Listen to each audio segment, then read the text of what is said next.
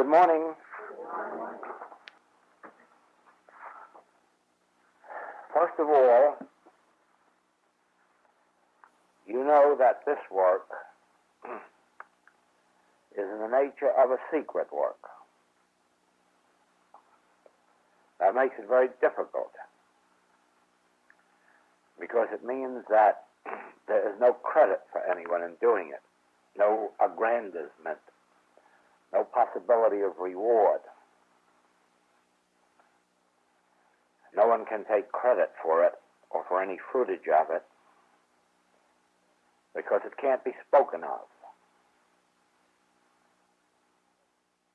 This work began with a group of 25 in New York City, and that's why it is called the 25 Group. But actually, there are about 250 members of it. But they are situated all around the clock. In other words, if you are awake here at 7 o'clock in the morning and praying, when it's 8 o'clock in the morning, there's a group in New York. And there's a group in London at 9.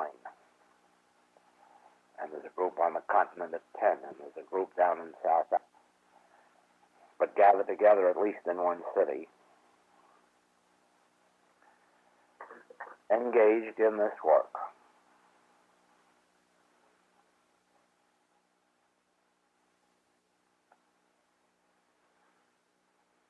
The object of it is this.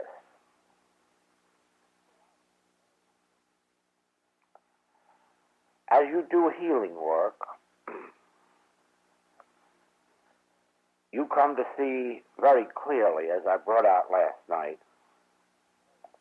that sin and disease and death and lack has nothing to do with any person. Every person who has sin, disease, death, or lack is just a victim. Not one is responsible for the ills that they're suffering. Everyone is a victim. They're a victim of that Adamic belief in two powers, good and evil. Because if we had only one power, we'd have nobody suffering from anything. We'd have nobody stealing anything. We'd have nobody killing anybody. If there's only one power, there's nothing left on earth to do except enjoy life. It is only when there is an evil power that we begin to try to overcome it, or we begin to use it for our personal ends. But if there is no evil power, then there's none to use, nor is there any need to be a victim of. So when you do healing work,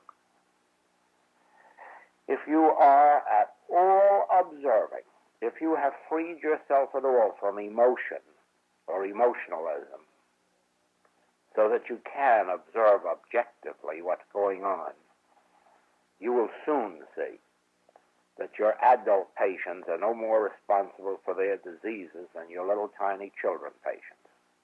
You certainly wouldn't want to blame them for their ills. And so it is that eventually you get to see the impersonal nature of evil, of that which causes the different forms of error.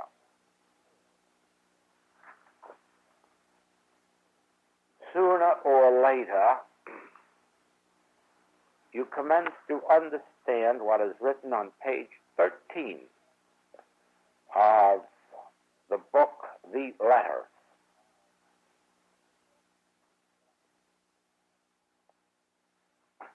Although it uses the term Christian Science, you can apply this to any phase of life you want. The time has now come, it says, to take inventory of ourselves to see how far we have come out of orthodoxy. In Orthodox religion, you have two powers. All the powers of good are ascribed to God. All the powers of evil are ascribed to devil or Satan. Now you've come into metaphysics. But have you not transferred those powers of good from God to divine mind, and the powers of devil or Satan to mortal mind? And do you not have still a power that this power of God or divine mind is going to overcome or destroy or help you rise above? In other words, have we not substituted the term mortal mind for devil or evil or Satan or error?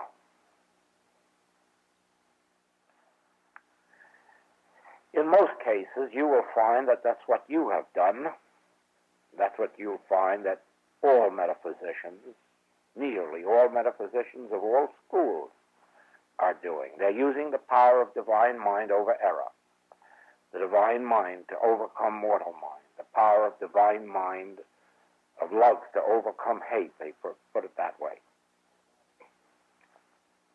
Of course, all this is nonsense, because the basic and original revelation of metaphysics was that mortal mind isn't a power. It's the sum total of all error, but it's nothingness.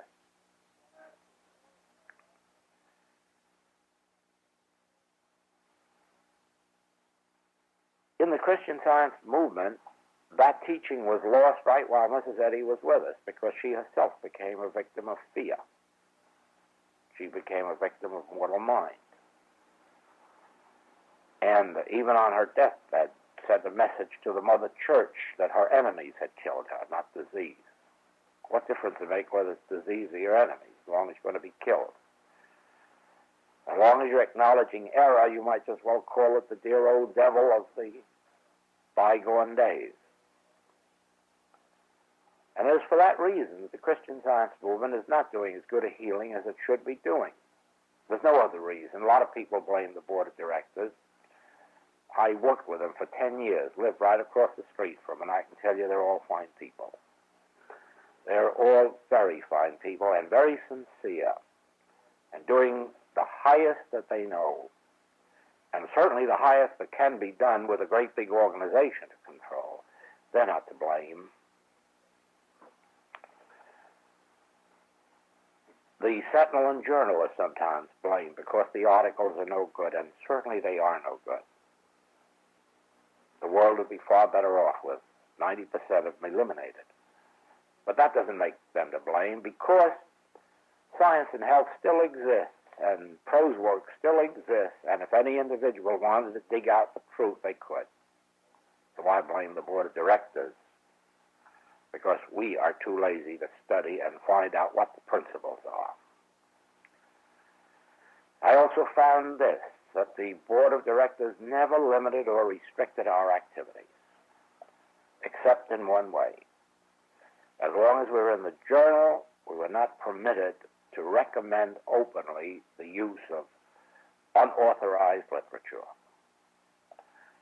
They did not restrict us from reading it. The directors knew we were using the first edition as our main textbook. The directors knew we were reading other literature. As a matter of fact, at one time, one director sent me down to New York to have a conversation with Father Divine. They knew what we were doing.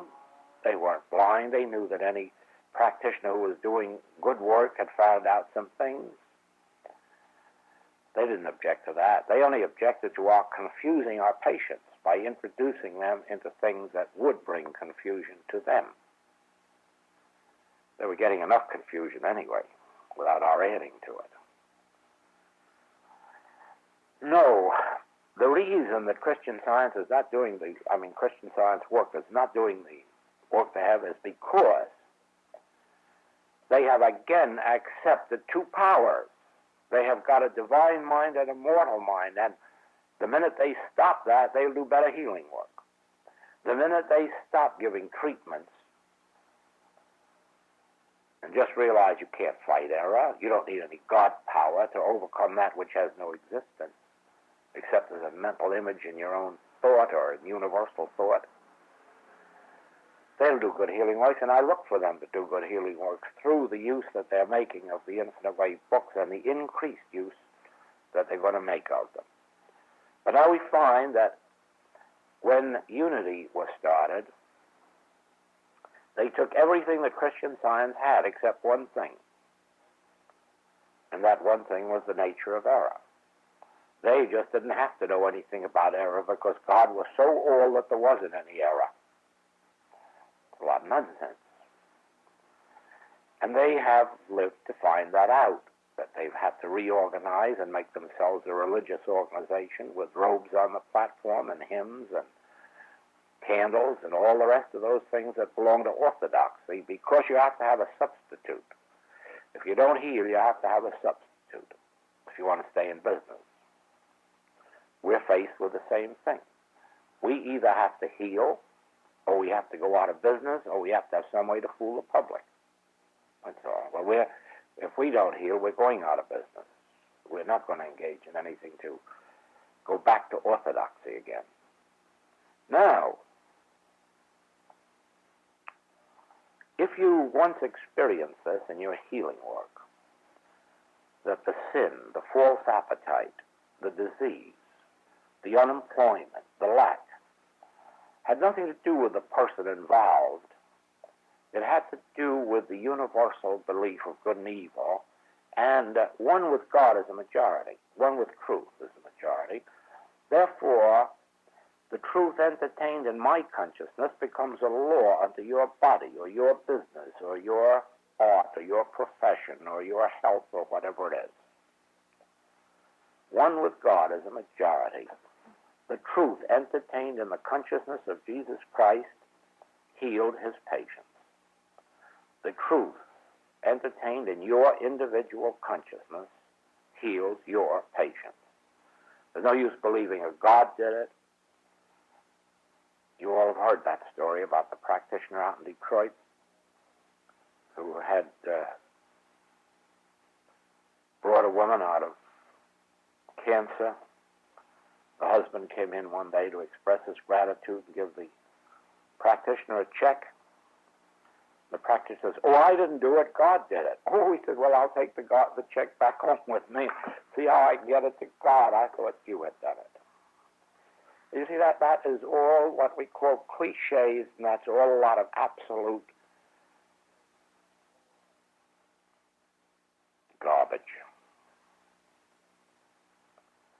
It is the consciousness of an individual that does the work. It is the consciousness of an individual, a consciousness imbued with truth, a consciousness that has discovered the secret of healing. And the secret of healing is the one power. The secret of healing is the ability to take any claim that's thrown against you, mental, moral, physical, or financial, and bunch them all together as mortal mind or carnal mind, and then dismiss them.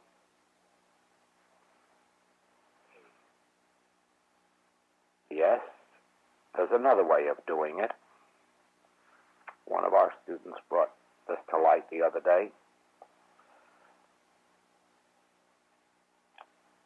A Christian Science practitioner was working on a case and evidently rehearsing the statement, "When the illusion of sin or sickness tempts you," so forth and so on. Evidently wasn't making too much progress on the case, even with the temptation of sin or sickness. But this student, infinite way student, immediately recognized that's only half the distance. When the illusion of humanhood tempts you, whether it's good humanhood or bad humanhood, that's when you have to begin to understand this is not a function of turning sick people into well people. This is not a function of turning sinful people into good humans. This is not a function of turning unemployed people into employed people. This is a function of realizing Christhood, individual Christhood, your Christhood. When you have a patient, it's no good merely to resist the temptation to believe in sin, sickness, and other discords. You have to also disbelieve in good humanhood until you understand the true identity of individual being as the Son of God. Now,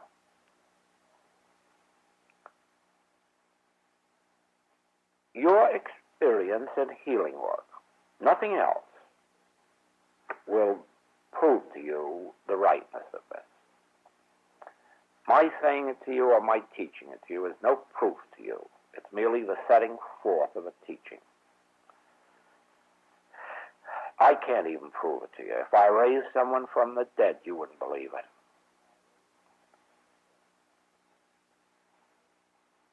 You have to experience whether or not there is any need to battle error, whether there is any need to fight it, or whether there's anything to fight it with.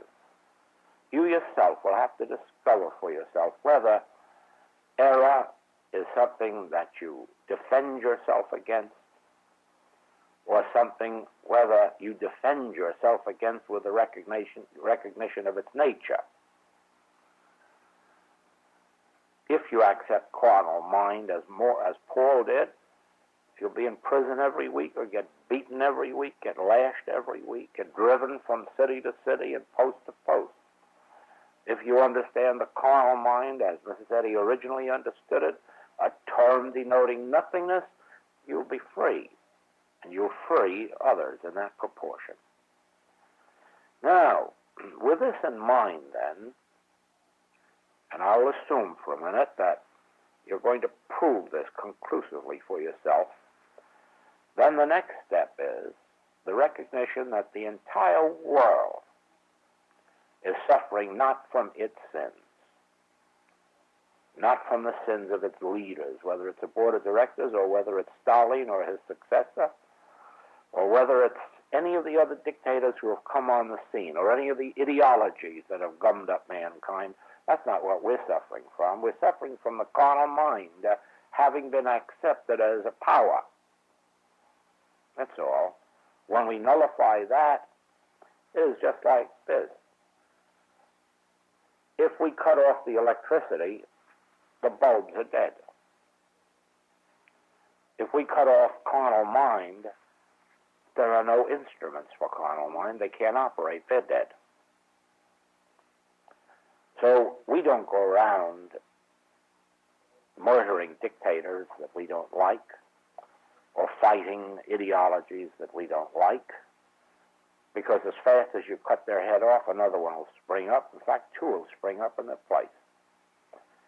But we go behind it and cut off the electricity, and then watch what happens to these ideologies and the people who propound them. And that's the only way harmony can be restored. Now, that is the purpose that was behind the formation of the very first group of 25, and that was the purpose that carried it around the world. Every single day, we are supposed to have, at the very least, one period, whenever possible, 2 or 3, in which we forget ourselves and our patients and our own demonstrations or theirs, and just see if we can't look at the entire world. In doing that, we come up against specific forms of error. It may be a storm that's going to hit your city, or it may be an infection or contagion that's about to strike, or it has already struck, or it may be some false form of government that is forming. It may be some other form of error, and you yourself, not fighting it, go behind it to the realization that this is that carnal mind, that mortal mind or nothingness, and you wipe out. It makes no difference whether you use terms of Christian Science or terms of infinite way or terms of any other teaching or literature or scripture, as long as you get the meaning from it. As you know, I have openly acknowledged always the debt that I owe to Christian Science and to Mrs. Eddy, and I hope that those of you who have a similar debt will never forget it. And I'm sure Mrs. Eddy would be the last one to object to our using the term mortal mind as nothing.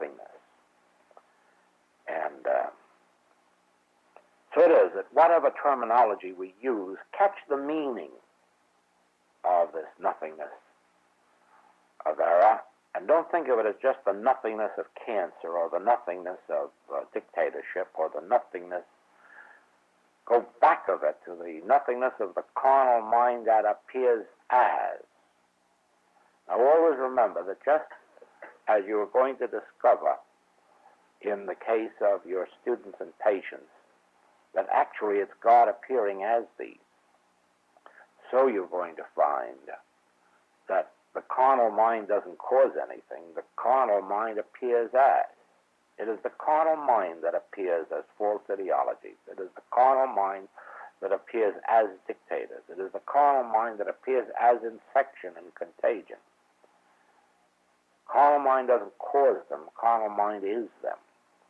And carnal mind is nothing. And when you've nothingized the substance, you've nothingized the form, as which, always remember that the biggest word in the entire infinite way vocabulary is the two-letter word as. God appears as, not in. God appears as individual being. And the carnal mind, evil, appears as the various forms that it assumes. So when you've annihilated the substance, you've annihilated the forms. Well, about a year and a half ago, or may have been a few months more, in England, I learned about the subliminal perception discovery. That was a year before it was experimented with in the United States, and it was one of the very first things that I brought to the attention of those groups with the expressed hope that they would take that up in their work around the clock. And from the moment that it was brought out in the press in the States, we have had groups here in the States working on that very thing. Well, as you know, the first experiments were very successful. And then we learned of an experiment that was to take place in New Jersey, and our little busybodies got busy, and the experiment was a failure. Well, yesterday I had the opportunity of speaking with one whose business it is to check every one of those tests, and I learned that the last 3 tests were also failures. But whereas there's been a great fear expressed in high places about the harm that that would do in the world, that today they're commencing to believe that it's going to be a failure and that it isn't going to do any harm. Now, that is no reason for us to rejoice at this moment, because the people are behind it are some of the wealthiest in this nation and some of the biggest legal authorities that there is in the entire United States. And so they are not going to give up just with a few failures. There's too much to be gained. If they win, they control the entire world. They're not interested in selling merchandise. That's only their outer pretext. What they're interested in is what you do when you go to the election ballot and which church you go to. Once they got you right in those 2 directions, they really won't care whether you buy from Macy or Gimble, or whether you buy silk or rayon. So that our function is not to battle them, because in that we lose our own lives by making a reality of that which can only be real while it's accepted as real. And I want to caution you, too, if at any time you feel tempted to try to slay Goliath, be very sure that you don't use anything bigger than a pebble, because you'll find yourself slain. In other words, if you go at evil as if it were an evil, if you go out really to slay, you will be slain. Your only hope of meeting discord, that is why malpractitioners always end up malpracticed. Your only recourse is not battle, The battle is not yours. This is God's universe. The battle belongs to truth, and the truth is that I am truth, and I am all the power there is, and I need not fear what the carnal mind can do. Watch out that when David goes after Goliath, that he has no armament on him, and he has nothing bigger than a pebble. And be sure that that is the way you undertake your practice. Don't gird yourself around with a lot of statements of truth as if you want to keep error outside. Don't gird yourself around with a lot of armament, even if you call it spiritual armament. The only spiritual armament isn't any bigger than a pebble. It's just your, matter of fact, always remember. You remember the power that is ultimately to destroy the 4 temporal kingdoms? A stone carved out of the side of a mountain without hands. That's the weapon you're to use. A stone that you can't hold in your hands. When you understand that, you'll have the secret of the infinite way. For that is our secret. That is the one big thing that we have in this work. That this is our defense and our offense. Empty hands, no weapons. Resist not evil. Only in proportion as that is understood do our practitioners heal. The minute they go on a rampage against error, I know they're lost.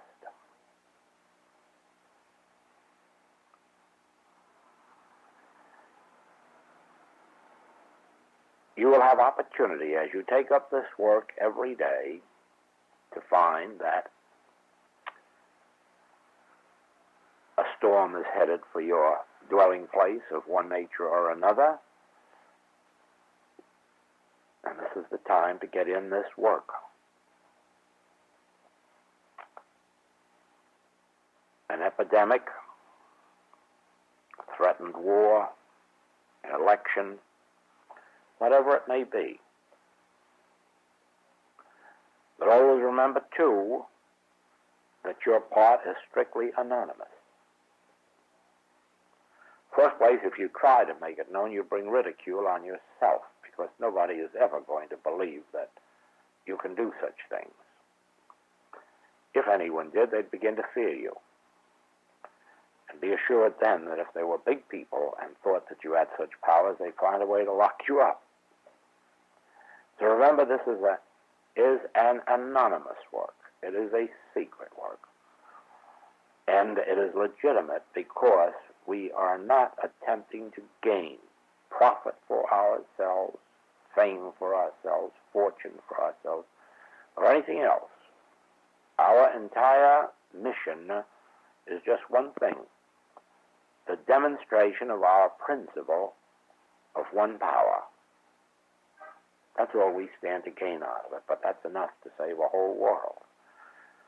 And we surely don't need any credit for that, because it isn't a personal thing. It's a principle that's been discovered. And always remember this, that we can't even take credit for discovering it, because it's part of the principle that Buddha discovered when he sat under the Bodhi tree, that all of the good and evil of this world is just an illusion. That was his great discovery. It was the same discovery that the Master made when he was able to stand before Pilate and say, "Thou couldst have no power over me unless it came from God." Same power he used when he went up to the leper and touched him. Leprosy, you can't do a thing to me, you're nothingness. Same power he said to the impotent man, "What did hinder you?" That was the same principle he was using. There aren't two powers, a power of God and a power of paralysis. So what is hindering you? Get up and walk. It's the same power that he used when he applied spittle to the blind man's eye. Spittle in the old Hebrew way of life was a form of disgust, a form of disrespect. When a person wanted to indicate disgust or disrespect, they just spat. And so it was that when he used spittle on a blind man's eye, he was really saying, look, this is all that blindness amounts to. Even spittle can cure it. In other words, no power is necessary to cure blindness, because blindness isn't a power. Only God is a power. So, and of course, it was the principle upon which Mrs. Eddy worked in the very beginning of her days, that all of these things are illusions. She even said that we must overcome the insanity of good health someday. And that's just what we are working at in the infinite way, overcoming the insanity of good health. We are not merely knowing the illusion of sin or sickness, we are knowing the illusion of humanhood, good humanhood and bad humanhood. So nothing of this is original with us. We can't claim any credit, any glory. It's an age-old principle, been discovered, rediscovered, lost. And if we have success with it, it's been because we rediscovered it and began practicing it, that's all. But if the day should come when some of our practicing students should do what some of our other students do, we'll be lost too. You probably had the experience of having somebody write you or call up on the phone and say, help me get rid of my illusion. Well, if you know it's an illusion, it's already got rid of. That's the end of it. You don't get rid of illusions. That's making a reality of it again. So, that's our work in this work. If it's a hurricane coming at you, if it's a war, if it's infection, if it's contagion, if it's epidemic, get busy. Get busy. And nullify it in the same way that you would if it were an individual telephoning to you, I'm unemployed, or I'm sick, or I'm tempted with this, that, or the other thing.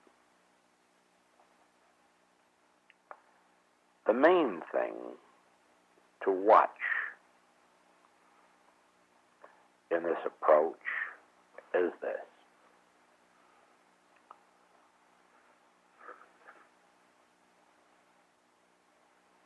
The real success can only come when you are completely purged of judgment or criticism in connection with either the persons or the conditions that are coming to you to be met. You can't be really and truly a successful healer while prejudices or criticisms or condemnations exist. Let me illustrate this. This happens over and over and over again in our work. A wife comes to us and tells us all her troubles and her grievances and all the shortcomings of her husband. And she's a very sweet lady and very charming, and, you know, for a minute you're tempted to believe her. Someday you meet the husband and you find out where the shoe fits, or vice versa. And then you say, oh, what a fool I was to have believed that story. But you see, believing it is only one side of the picture. You can't disbelieve it either. You have no right to accept it. That's where the whole point comes in that I'm making. It isn't that she's wrong and her husband's right. Oh, no, that would only be with a shoe on the other foot. That would just be another aspect of humanhood. The point is that regardless if both are right and both are wrong, or neither one is right or neither one is wrong, the point of it is that the whole thing is an illusion. The whole thing is the carnal mind or nothingness. And so you can't be on one side or the other. You can't accept one story or the other for the simple reason that neither story is true in the spiritual picture. Now, that's a very difficult thing to see. And it becomes even more difficult when a mother telephones you that a child is dying. Because immediately you're feeling for the mother and you want to save her child. And in that moment, you probably lost it. Right? You can't believe mothers when they're talking about their children. You can't believe anybody when they're talking about their problem.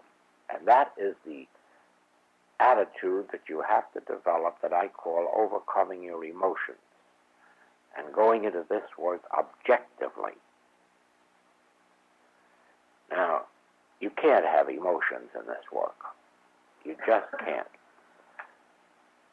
The only emotion, I think, that Jesus displayed was when he was throwing the money changers out of the temple, and that's a legitimate emotion. When you see people wearing a spiritual robe or a churchly robe or a Christly robe or pretending that, and then acting contrary to those principles,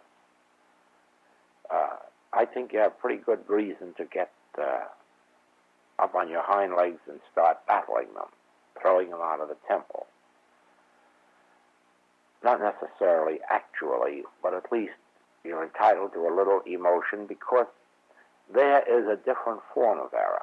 That isn't ignorant error, that's conscious, willful, knowing error. You won't heal it that way. You'll still have to get down one of these days and view it in the right light. But at least if some emotion does come in, it is legitimate. When you see people with a church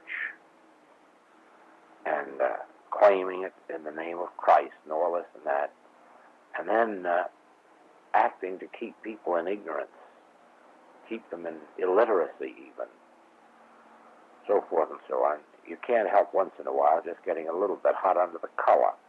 But it doesn't do any good, and eventually you have to even overcome that emotionalism. As you know, Jesus found that when he threw the money changers out of the temple, they only stayed out 1 hour.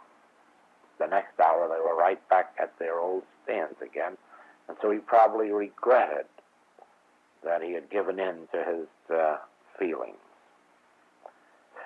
On the whole, remember this.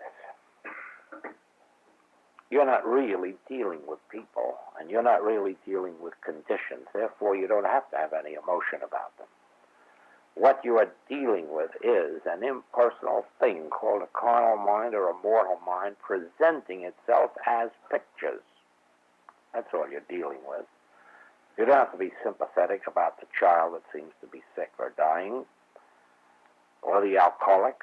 You don't have to be sympathetic with what seems to be going on in the human picture when you yourself have seen that the fabric of that picture is the dream.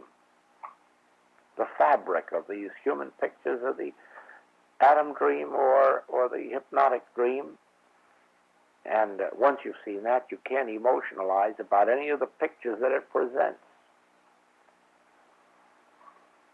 I could get emotional sometimes. There is one thing that stirs me, and that is seeing these young kids sent out to war.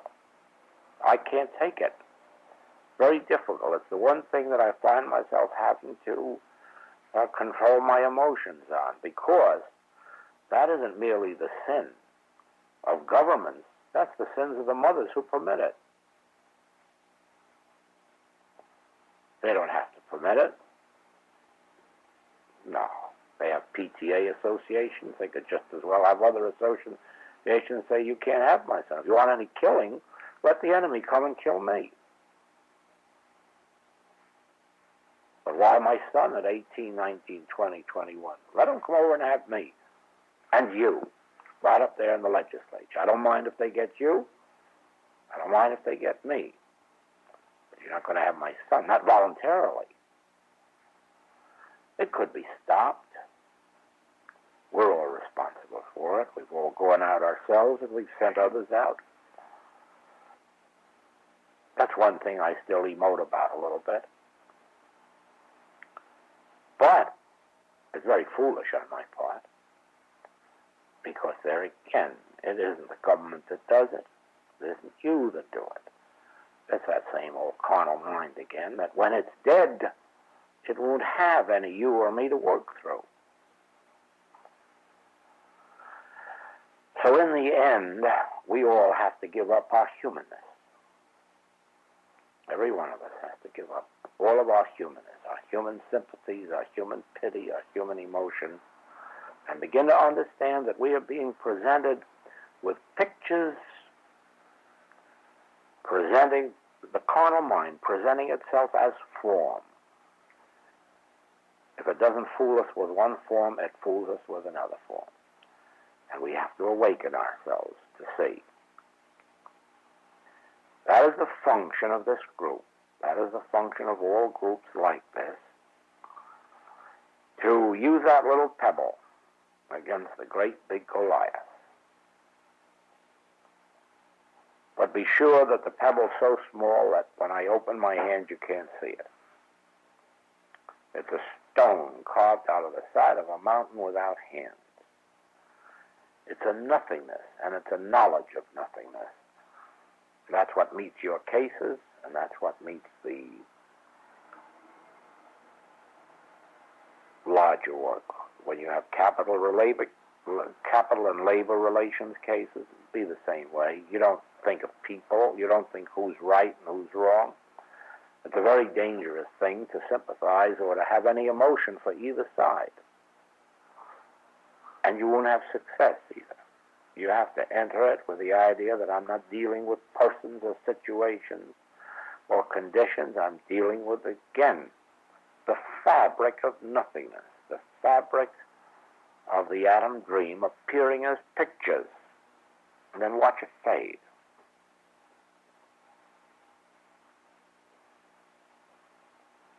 Now, are there any questions you'd like to ask me about this? You're speaking of young men going to the service or into the service. Is in fact that's the next yearning of humanhood, the thing we can really... It is, that's what I said, that in the end we have to get over our emotion about that too. But that doesn't really change the fact that it's an undesirable situation. But that's right. But they will all have to be handled from the standpoint of the fact that they are pictures of carnal mind having only the substance of the dream, which is nothingness. Right on.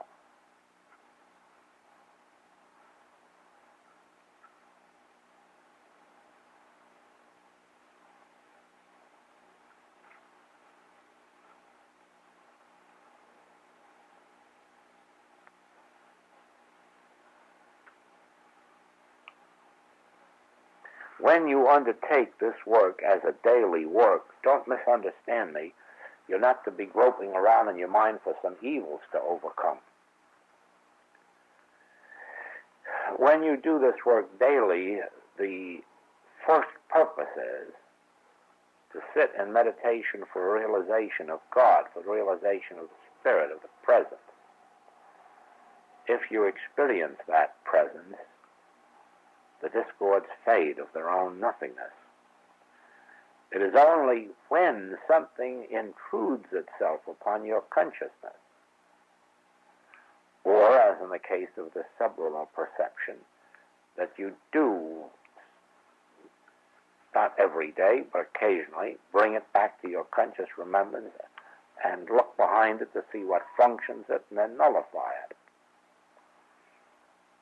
Don't act as if this committee work were just going out to do battle against evil every day. That isn't its function. Its function is to realize God, and then whenever any picture of the mortal scene presents itself, to handle it, and always handling it as the fabric of the dream or nothingness, the arm of flesh, and then just bear witness to the fact that it's destroying itself. We're not a crusading committee, in other words.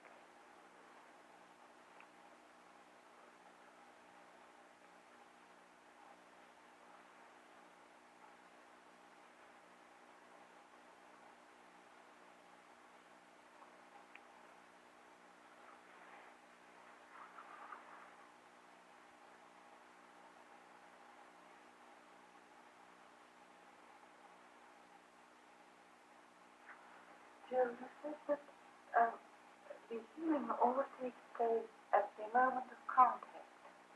No, wait a minute, no. I said that healing work, your treatment, if you want to call it treatment, takes place at the point of contact. Whether the healing is going to take place or not,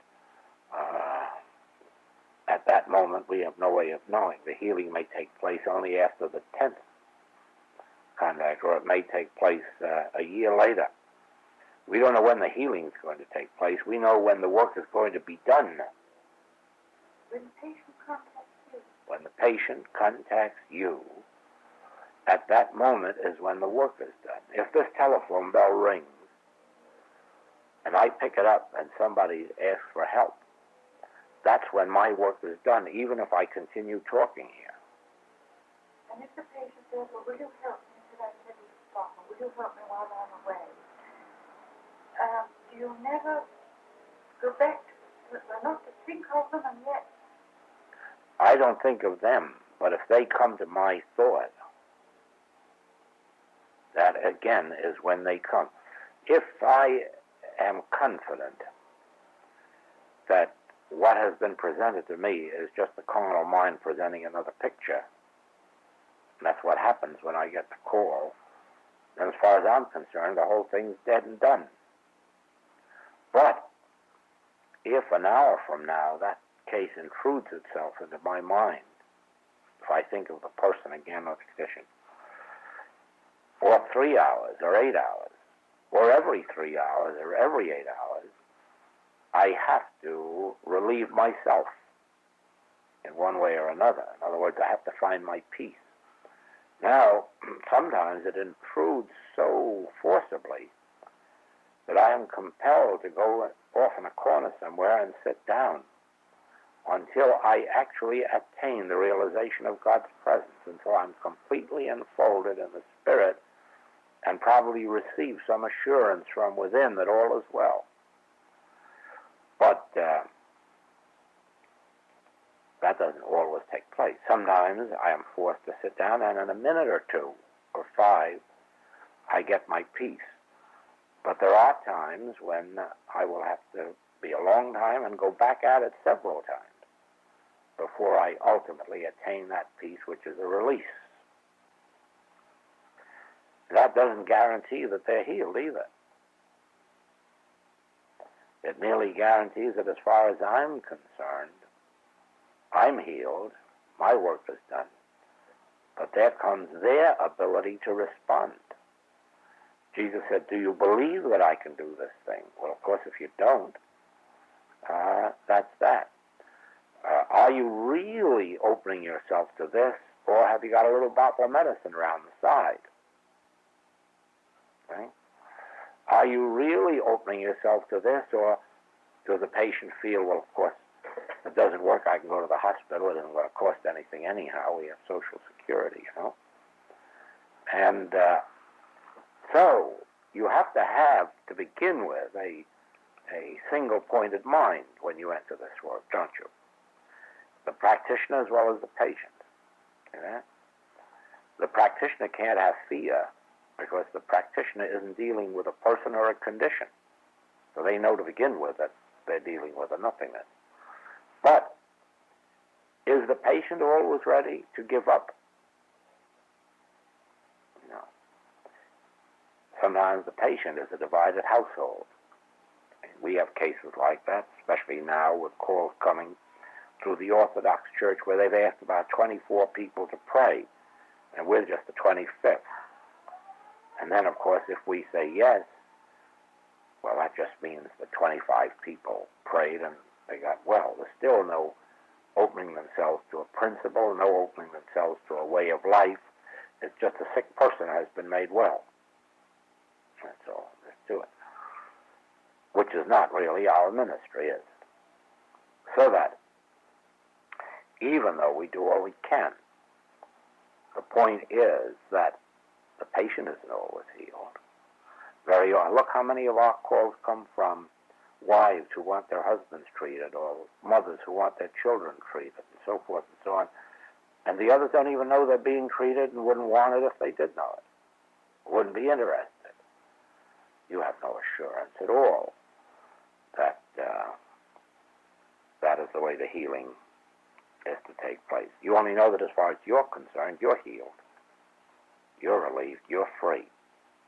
And if your patient or student is really on this path, even though they're not healed with that, they'll keep after you and keep after you and keep after you until freedom is realized by them. As far as you're concerned, they could have had that freedom 6 years ago. Okay? But always there are these interfering things. No practitioner in this work should alibi themselves for failure to heal. But then there are reasons why all healings do not take place.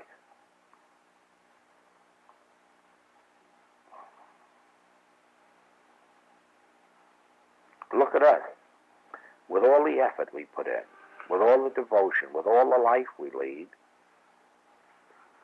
and every one of us come up against a claim here and there, and some of them that don't yield. So it just shows you that it isn't always a guarantee that everything's going to disappear. The reason is this.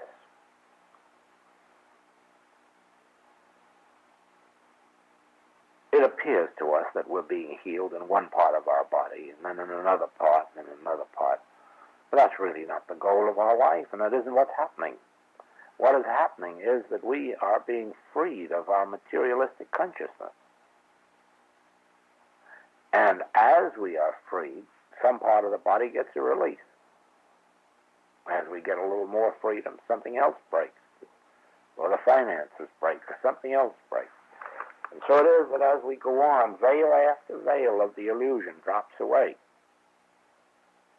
And as this one drops away, it frees us of a moral fault, and this one drops away, and it relieves us of a physical discord. This one drops away, it relieves us of a financial or economic limitation. So it is. We won't see the fullness of the Christ-head bodily until the ascension.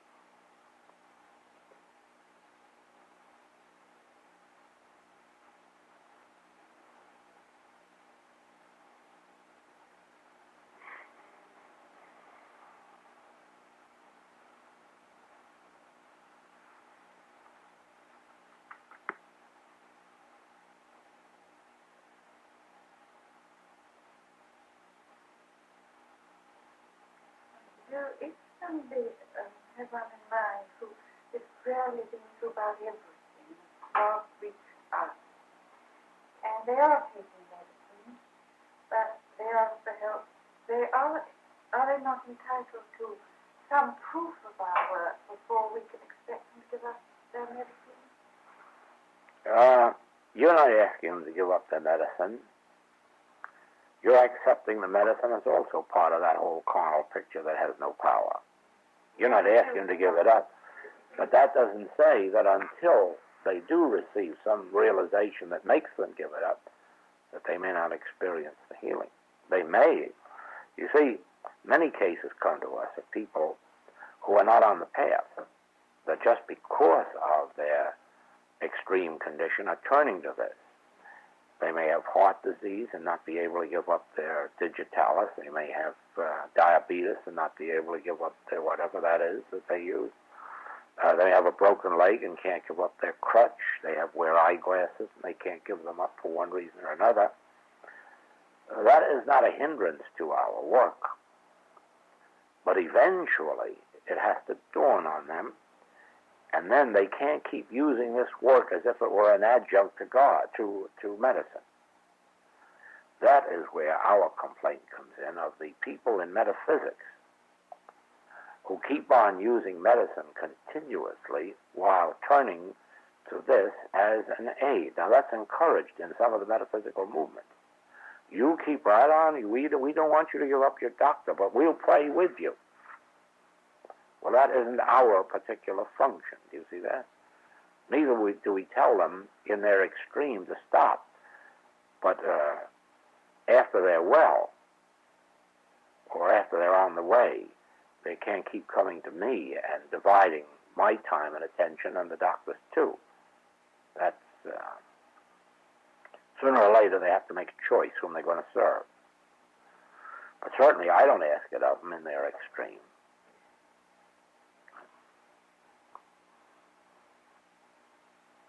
Isn't it the belief of humanhood that really has to be healed, and then these other things fall away, including them? There's no question about it. That if and in the degree that humanhood is healed, that all of that falls away. Belief of humanhood. That's right.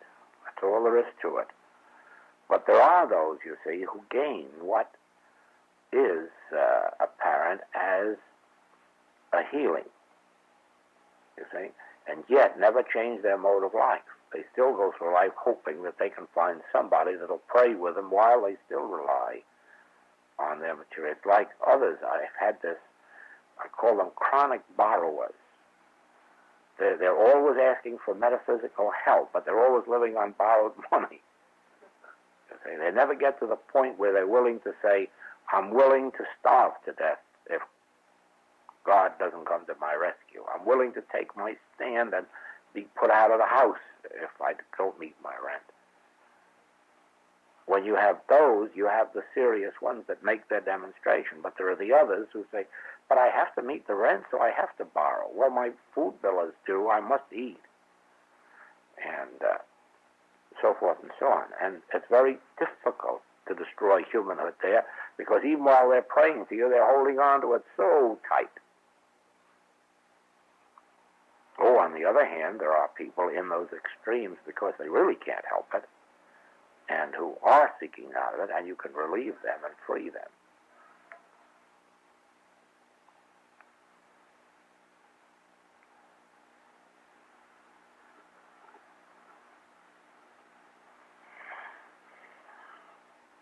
All right, well, if there are any more questions, let us have them on the table at night. Work for that. When are we going to have this again? Friday at 10 o'clock in the morning. Thank you.